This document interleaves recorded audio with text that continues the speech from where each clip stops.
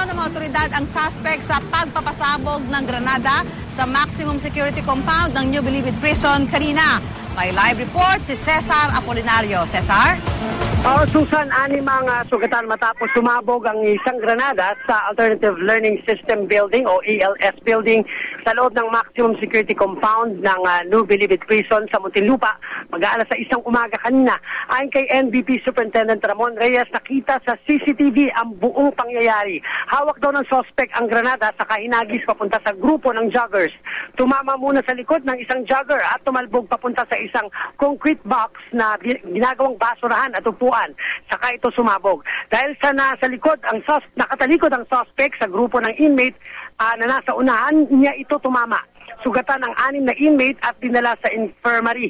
Nagtamo sila ng minor wounds, nakalabas sila ng infirmary sa ngayon.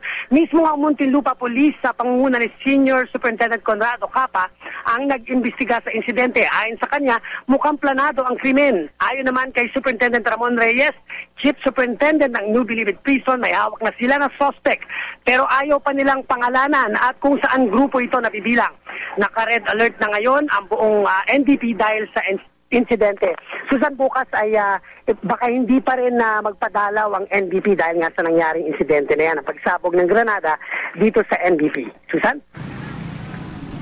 Maraming salamat, Cesar Apolinario.